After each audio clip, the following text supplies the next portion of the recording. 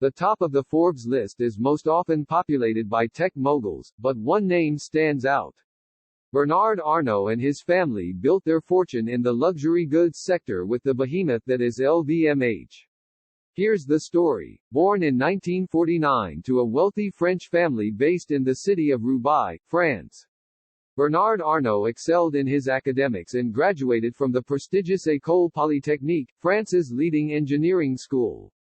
He went on to work for his family's construction business. Over the next 10 years, he successfully managed the family's business, having opportunely restructured on multiple occasions and even branching out into new verticals such as real estate and textile manufacturing. Despite his success, Arnault was still not satisfied. He wanted to build a truly global business and brand that could be scaled beyond what was possible for his family enterprise. The opportunity came knocking in 1984 when the then 35-year-old learned that Christian Dior was for sale. Its parent company Boussac had filed for bankruptcy and a buyer was needed for the ailing fashion empire. Arnault, recognizing the opportunity, borrowed $15 million from his family business along with another $45 million from financial institutions to purchase Boussac. His sole intent was to take control of the Christian Dior fashion house. Within 2 years, Arnault had transformed the struggling brand into a profitable business by laying off nearly 9,000 employees and getting rid of non-performing assets, following which the French media dubbed him the wolf in the cashmere coat. The sale of Boussac's non-essential assets netted him nearly $500 million, and one of the greatest purchasing sprees of all times ensued. At around this time, the Louis Vuitton Group had signed a merger with an alcohol consortium named Moët Hennessy. This resulted in the formation of LVMH.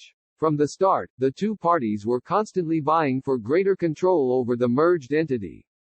In a bid to gain greater control over LVMH, the president of the Louis Vuitton Group invited Bernard Arnault to invest in LVMH, a colossal mistake on his part.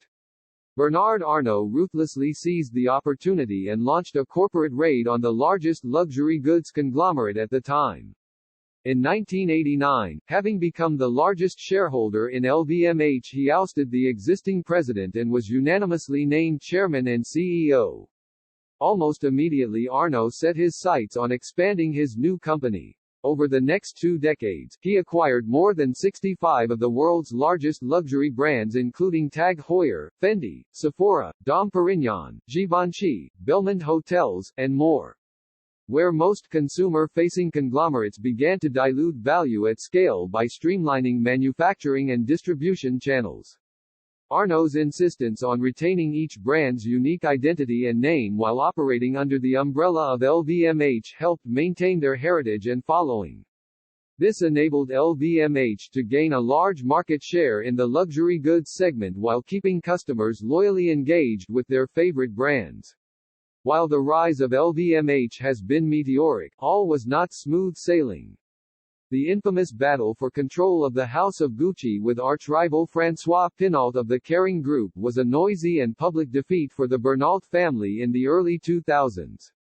This affair, rightly dubbed the handbag overs, kicked off years of legal battles and criminal complaints. Like this video and let us know in the comments if you would like to see a detailed breakdown of the handbag wars. Following the handbag wars, a stealthy attempted takeover of the Hermès brand was cut short in 2010. Again kicking off legal proceedings which embroiled LVMH for years. Coming to a close only when Arnault relinquished most of his $7 billion holding in Hermès. Controversies aside, LVMH has gone on to become one of the largest companies in the world. Having a market capitalization of more than $300 billion, generating revenue of nearly $80 billion annually, and employing more than 175,000 people worldwide. The company's successful model of integrating brands has inspired other conglomerates such as Kering, Richemont, and the Swatch Group.